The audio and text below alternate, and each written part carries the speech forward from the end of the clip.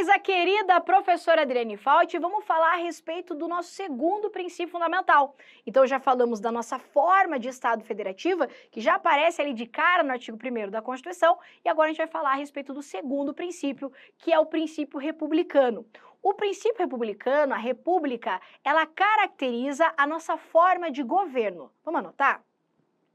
Então, o princípio republicano, ele define a nossa forma de governo. E o que é a forma de governo? Forma de governo é a relação que se dá entre quem manda e quem obedece, ou seja, entre governantes e governados.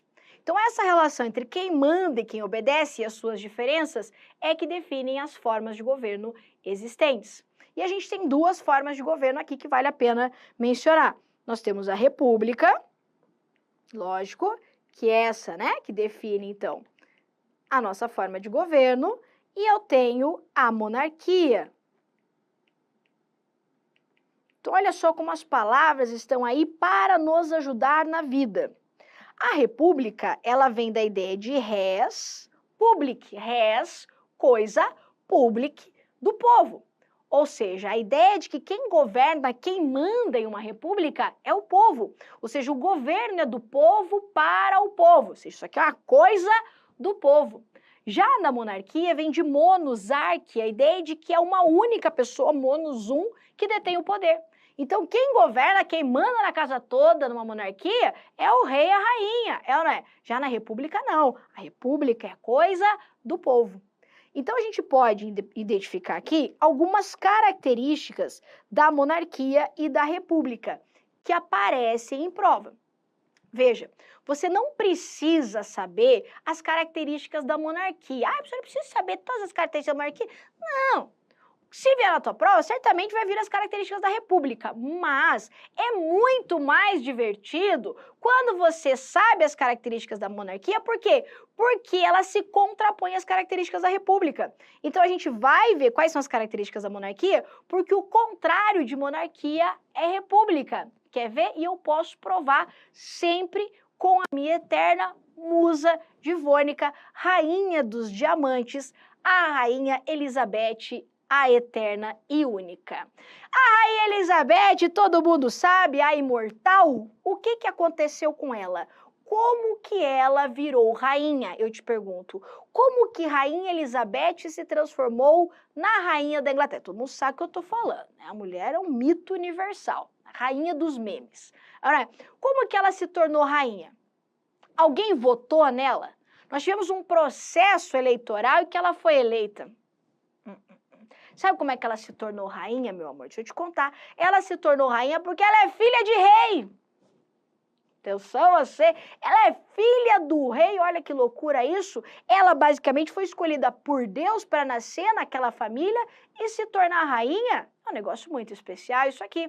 Por isso que na monarquia, uma das suas principais características é a hereditariedade. Então, o cara ocupa isso aqui, ó, por hereditariedade, é filho do rei. O contrário ocorre na república. Na república não é hereditariedade. Na república o cara vira, né, chefe numa república por eletividade. Então aqui tem que passar por um processo de eleição. E você sabe, aqui no Brasil a gente vive numa república. Então o presidente, que é o chefe da república, ele é eleito pelo povo. Então característica aqui da eletividade. Aí eu te pergunto mais. Me conte, por quanto tempo que a rainha fica rainha? No caso, a rainha Elizabeth, para sempre. Mas vamos pensar nos reis e rainhas mortais desse mundo afora. Por quanto tempo eles ficam na condição de rei ou rainha? Eles ficam nessa condição até morrer, quando então eles passam o trono para os seus herdeiros, e assim se perpetua a mesma família no poder, porque a ideia da monarquia é manter a mesma família no poder para sempre. E daí, por isso, a gente vai dizer que a segunda característica da monarquia é a vitaliciedade, porque o rei fica rei enquanto viver. Morreu, passou para os seus herdeiros. Diferentemente da república, que a característica é o quê? Da temporariedade. Aqui é temporário. Vou colocar temporariedade, que eu estou colocando tudo dessa forma, né, professora? Respeita o toque. Temporariedade. Idade. Ou seja, o cara tem mandato. Então, o presidente lá eleito, ele sabe o quê? Que ele vai ficar 4 anos. E ele pode se reeleger por mais 4 se o povo quiser. E depois, tem que vazar fora. Não tem esse negócio de ficar para sempre. Ah, não pode passar para os herdeiros, para os filhos? Não pode, né? Não é monarquia isso aqui? É república. Então, a ideia da república é a alternância do poder. Essa ideia de alteridade mesmo. Se governar aqui por diversas famílias, não por uma única. Essa é a principal diferença entre monarquia e república. Aí a gente vai, então, para a terceira diferença. Na monarquia, eu tenho como característica a ideia de irresponsabilidade. Ai, professora, que absurdo isso que você está falando. Você está dizendo que a rainha é irresponsável? Jamais falaria isto. Quem sabe, sabe que eu jamais falaria mal da rainha. Ela não é irresponsável, ninguém está dizendo isso. O que eu estou dizendo é que na monarquia, a regra da irresponsabilidade, na medida em que não se pode punir a rainha ou o rei. Deixa eu te perguntar, quem responsabiliza o rei e a rainha? Ninguém! É. Isso porque o dever de prestar contas do rei é dele com Deus. Cara do céu! É assim mesmo na monarquia. A conversa dela, vamos falar da tia Beth, né, para os íntimos aqui, a conversa da tia Beth é daqui pro celestial. Você tá entendendo que maravilhoso? Então, atenção você que tem que prestar contas para todo mundo, papai, mãe, até pro vizinho. No final do ano aí prestou conta até pra tia, pra primo, perguntando se já tinha passado ou não. É, né? Que tem que prestar conta pra todo mundo, uma encheção de saco? Pois é, a rainha não. A prestação de contas dela é daqui pro pai, que a escolheu para governar. Você tá entendendo que loucura que é a monarquia? Gente, eu ainda não consigo acreditar que existe monarquia no mundo, que é um negócio muito louco isso aqui, muito das antigas mesmo. Então ela vai prestar contas pra Deus. Se ela quiser fazer os negócios dela e não justificar nada pra ninguém, ela não é obrigada. Ela literalmente não é obrigada. A gente é. Então, né? Tem que prestar conta, tal. E na república? Tem responsabilidade. Então, numa república, se o cara aprontar, ele pode ser punido. Numa república, o chefe tem o dever de prestar contas dos seus atos. Então, enquanto na monarquia a regra da irresponsabilidade, no sentido de que a rainha ou o rei não pode ser responsabilizada, na república a regra da responsabilidade. Responsabilidade na medida em que esse chefe, ele tem um dever de prestar contas para o povo. Ora, ele vai prestar conta do que ele está fazendo lá. A gente elegeu, o que você está fazendo aí? Presta contas. No nosso caso, o presidente da República, ele tem um dever de prestar contas para o Congresso Nacional. E ele tem prazo, inclusive, para fazer isso que você estuda na parte de poder executivo. Mas existe um dever do presidente de prestar contas. Isso decorre a ideia de responsabilidade.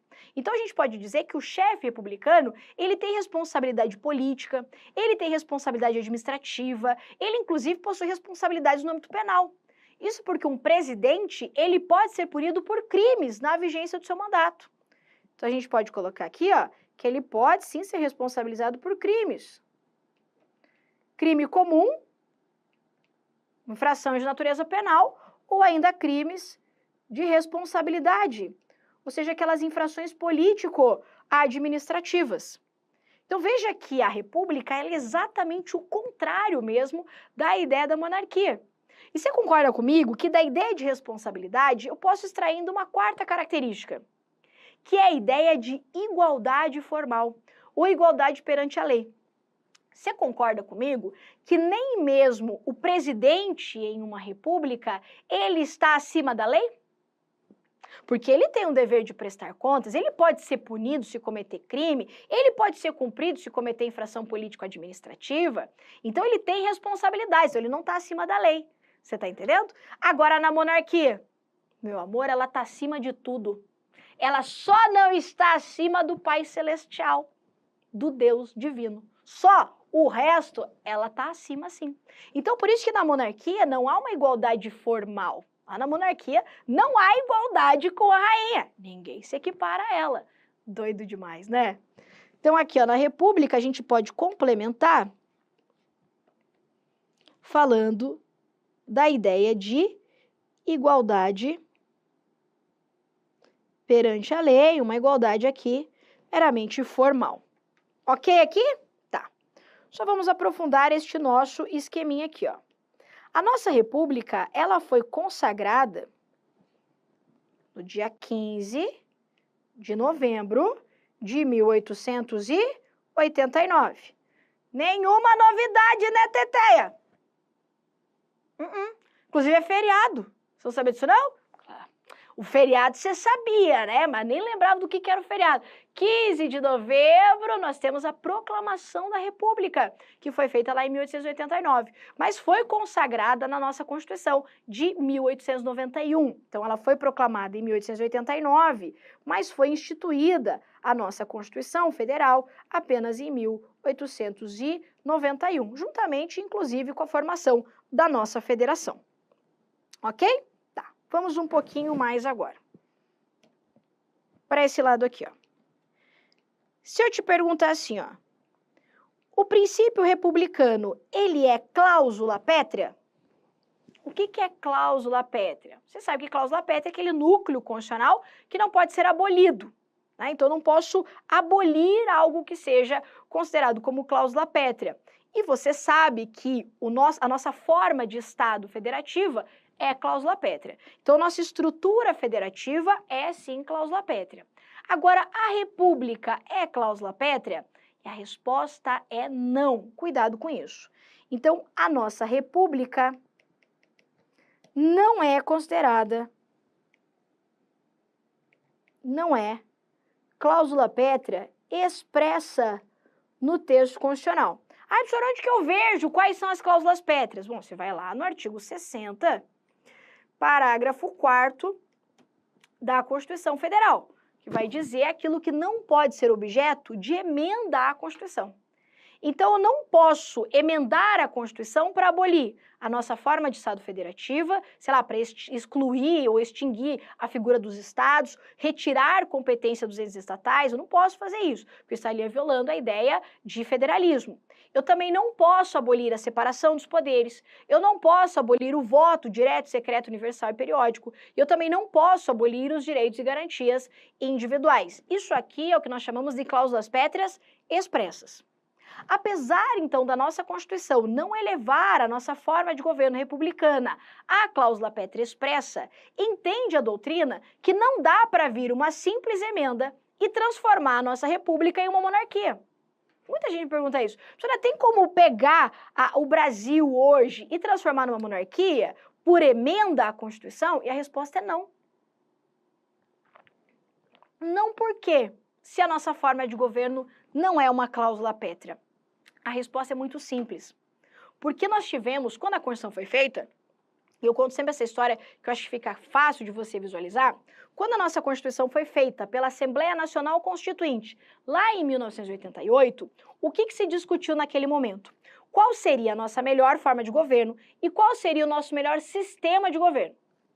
Então, na época, a galera estava debatendo lá, e aí, como é que nós vamos fazer? Vamos fazer república ou vai ser monarquia? Aí os caras falaram assim, será que a gente faz o quê? Presidencialismo ou parlamentarismo? E a discussão estava muito acirrada na época em que a Constituição estava sendo feita.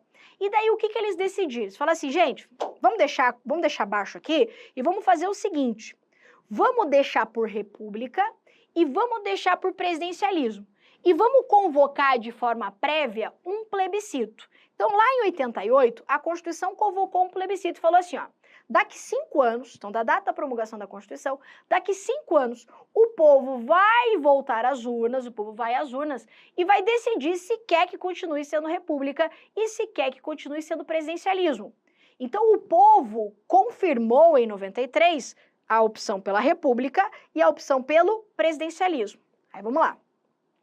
Quando o povo decide alguma coisa através de plebiscito, O povo exerce o que nós chamamos de soberania popular. É tipo assim, ei, sou eu o povo que estou decidindo.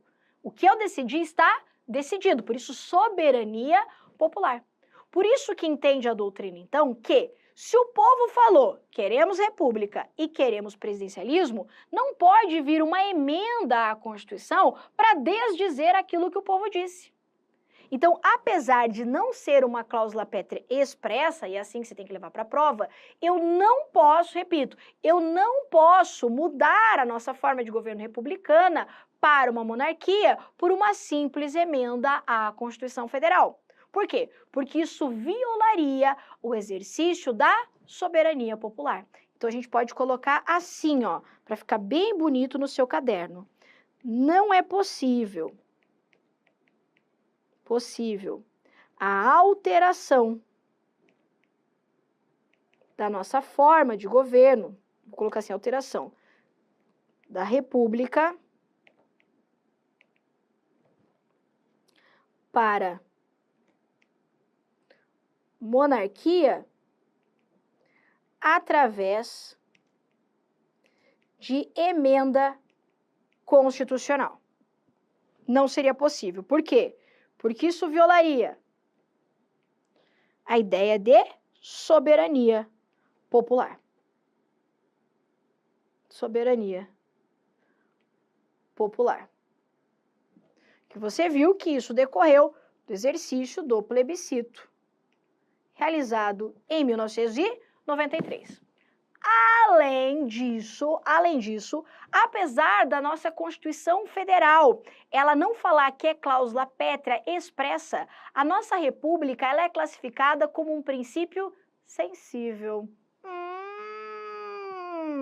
Então, apesar de não ser cláusula pétrea expressa, a República é princípio sensível. Sim, eu vou cantar. Princípio sensível. Professora, como assim cantar? É um negócio que... Não sei como é que você é aí na sua casa, eu sou meio louca. Eu, às vezes, quando eu ouço uma palavra, eu lembro de uma música. Você tem essas coisas? Eu tenho. Tipo, eu vejo uma palavra e já penso... Às vezes eu associo com uma música. E daí, toda vez que eu ouço essa palavra, eu lembro daquela música.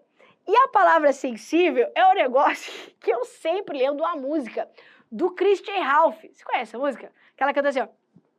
Sensível demais, eu sou um alguém, tô meio rouca hoje, que chora por qualquer lembrança de nós dois. Sensível demais, você me deixou e agora, como dominar as emoções?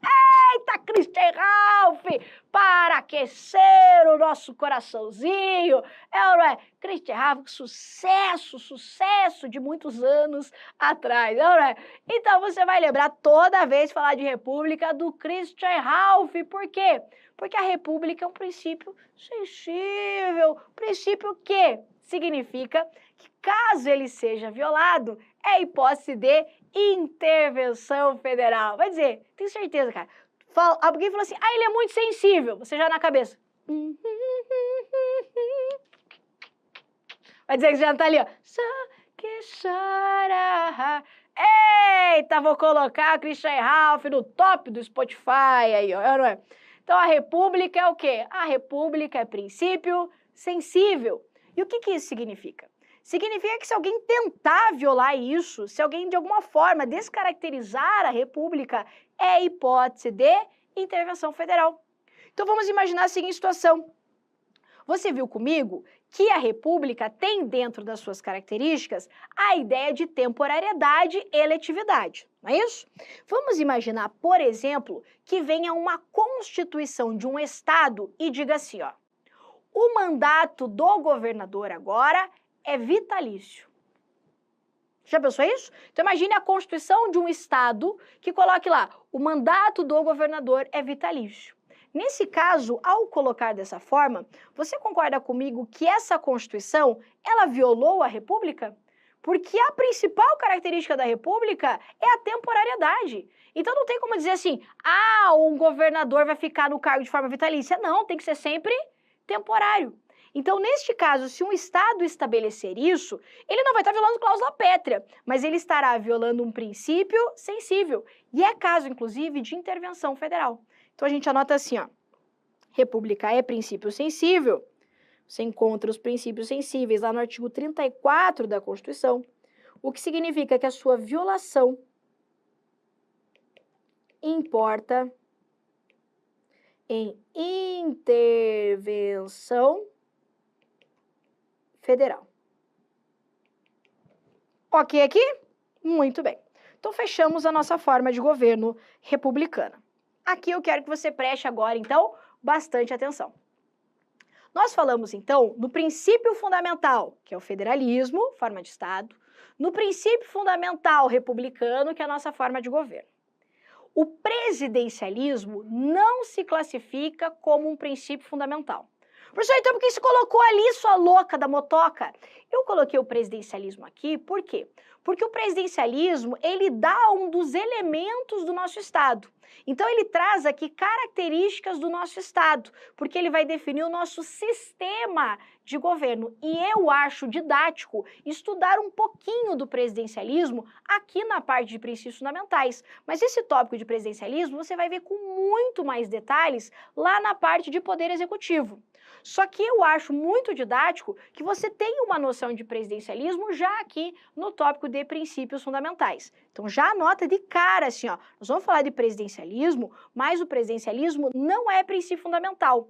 E eu posso afirmar isso porque ele não está elencado no artigo 1º ao 4º da Constituição. Você lembra, né? Princípio fundamental são aqueles que estão mencionados do artigo 1º ao 4º da Constituição Federal. E se você olhar lá, nenhum momento vai falar em presidencialismo. Vai falar em república, vai falar em federação, vai falar em democracia, separação dos poderes, mas não fala em presidencialismo, ok? Então a primeira coisa que você coloca ali, ó, presidencialismo não é princípio fundamental. Se você depois me mandar essa dúvida lá, eu vou te dar um cascudo. Então, não é princípio fundamental, mas ele define o nosso sistema de governo. E veja que a gente está falando de forma de Estado, forma de governo. É interessante já nesse tópico passar um pouquinho pelo nosso sistema de governo. E o que é o sistema de governo? Um sistema de governo, ele é definido de acordo com o modo como os poderes se relacionam, principalmente entre a relação dada ao poder executivo e o legislativo. Então, a depender de como o executivo e o legislativo se conversam, como eles se relacionam, eu tenho um ou outro sistema de governo. Eu vou falar apenas a respeito de dois sistemas de governo, que é o presidencialismo e o parlamentarismo. Mas eu sei que você já deve ter ouvido falar no parlamentarismo, né, o pré-parlamentarismo, presidencialismo. A gente vai falar dele quando falarmos também em poder executivo. Mas vamos lá então. Primeiro sistema de governo, o presidencialismo. Presidencialismo. E eu tenho o parlamentarismo. Aí tem a doutrina vai falar o semipresidencialismo, semiparlamentarismo, a gente vai falar isso em executivo.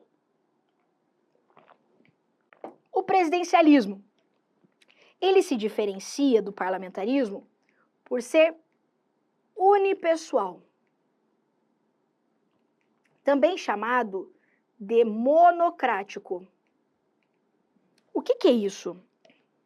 No presidencialismo, o presidente, cadê você? Aí. O presidente, ele é simultaneamente chefe de Estado e chefe de governo. Assim, ó. O presidente é, ao mesmo tempo, o chefe de Estado, ou seja, ele representa a figura, o país Brasil, especialmente num plano internacional, mas ele também é chefe de governo no âmbito federal. Ou seja, é ele que toma as decisões políticas internas. E aqui é importante destacar uma coisa. Chefe de Estado, eu tenho uma única pessoa. Mas chefe de governo, eu tenho vários. Então, o chefe de Estado, só o presidente. Agora, chefe de governo, eu tenho o presidente, que é chefe de governo no âmbito federal, mas eu também tenho os governadores, que são chefes de governo no âmbito dos estados, e eu tenho os prefeitos, que são chefes de governo no âmbito municipal, ok? Mas chefe de estado, uma única pessoa. Por isso que só o presidente é que vai exercer essa função de forma cumulativa.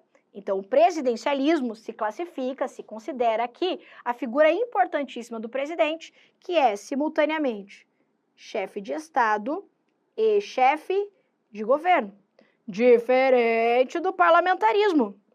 O parlamentarismo, ele é chamado de dual. Por quê?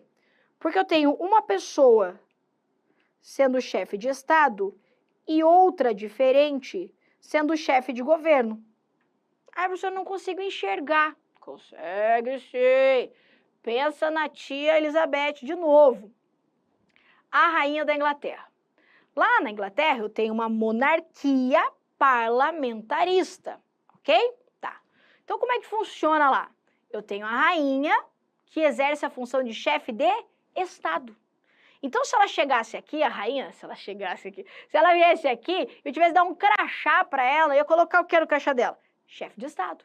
Por quê? Porque ela é quem representa aquele país. Ela fala em nome daquele país. Você pegar as moedas, é a carinha dela que está estampada lá, é ou não é? Ela é a figura que representa aquele Estado. Agora, eu pergunto para você. Será que é ela que toma as decisões políticas no plano interno? Será que é ela, sei lá, que sanciona a lei, que vai decidir qual é a melhor política pública, política de relações ali internas, para decidir como vai comandar aquele país? Não, né? Quem toma essas decisões vai ser quem? O primeiro-ministro. Então, lá num sistema parlamentarista, eu tenho uma pessoa sendo chefe de Estado e eu tenho outra diferente sendo chefe de governo. Essa é a figura do primeiro-ministro. Então, o chefe de governo é o tal do primeiro-ministro. Veja que o chefe de Estado no parlamentarismo, ele pode ser um rei ou uma rainha, mas também pode ser um presidente. Cuidado com isso. Aqui comigo. Eu posso ter uma república presidencialista e eu também posso ter uma república parlamentarista. Você está entendendo? Agora, monarquia, só parlamentarista. Ok? Então, eu posso ter uma república presidencialista e eu posso ter uma república parlamentarista. Monarquia, só parlamentarista. Beleza? Mas o que é importante aqui é a gente saber que no parlamentarismo eu tenho pessoas diferentes exercendo a função de chefe de Estado e a função de chefe de governo. Avança comigo. Segunda característica do presidencialismo: legitimidade popular direta. O que é isso? É o povo quem diretamente elege o seu presidente, diferente do parlamentarismo. Porque no parlamentarismo, o chefe de governo, ele geralmente é eleito pelo poder legislativo. Olha que interessante. Então, no parlamentarismo, a legitimidade aqui, ó, popular, ela é indireta. Porque é o poder legislativo que elege o primeiro-ministro. Deixa eu só apagar aqui para não ficar, para me sobrar espaço ali. Tá. Isso a gente conclui mais ainda o quê? Que num presidencialismo, como o presidente ele é eleito como regra pelo povo, ele é eleito para cumprir o mandato certo. Ou seja, ele tem um prazo para ficar lá.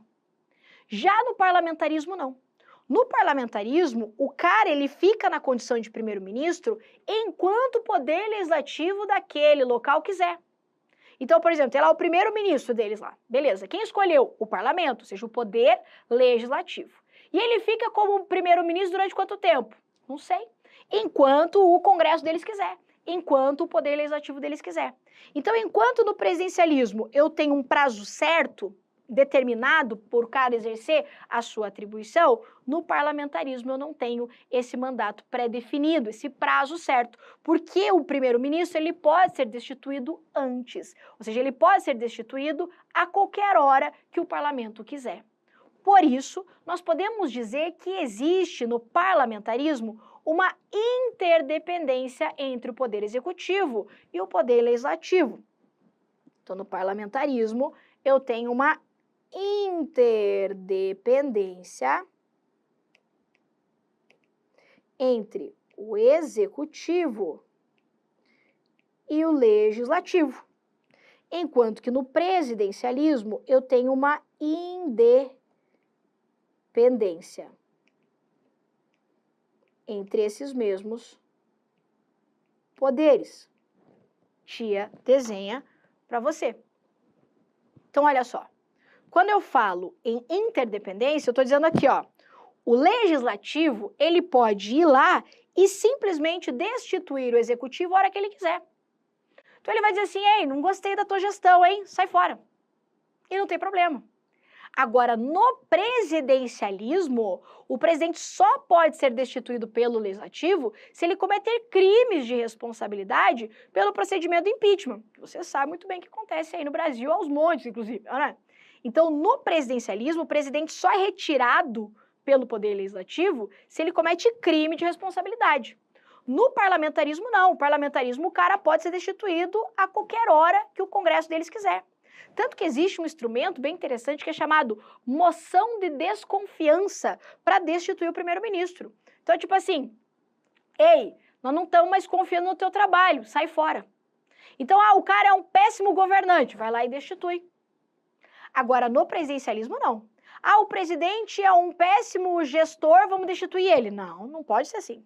Não. No presidencialismo, só se destitui o presidente se ele cometer crime de responsabilidade. Você entendeu aqui a diferença? Então, volta para cá.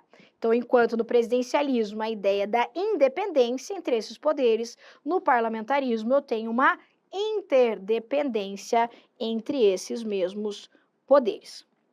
Nós adotamos o presidencialismo desde quando?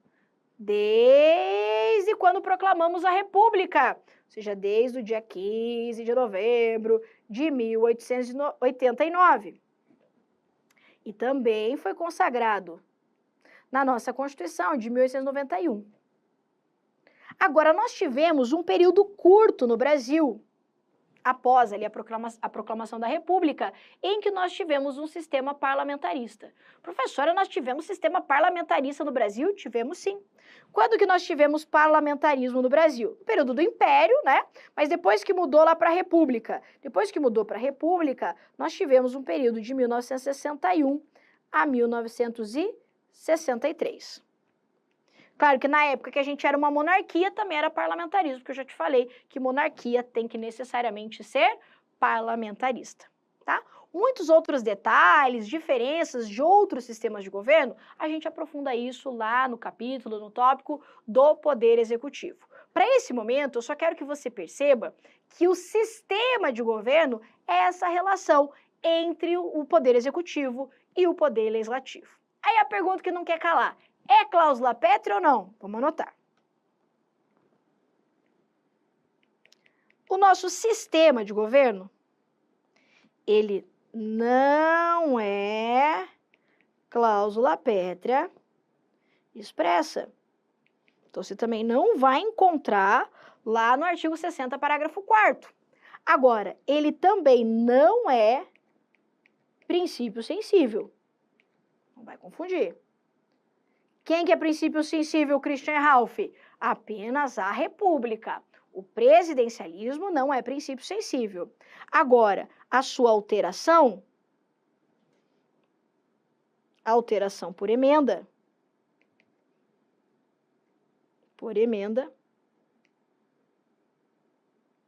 não é possível. Sob pena que a gente viu de violar a soberania popular. Violação da soberania popular. Isso porque, como eu já te contei essa história, o povo brasileiro confirmou lá no plebiscito de 92 que quer que continue sendo o presidencialismo. Então, não é cláusula pétrea expressa, não está lá no artigo 60, parágrafo 4º. Também não é princípio sensível igual à República. Mas eu também não posso simplesmente fazer uma emenda para mudar de presidencialismo para parlamentarismo. porque isso estaria violando o exercício da soberania popular. E agora vamos aprofundar mais um pouquinho. Tá.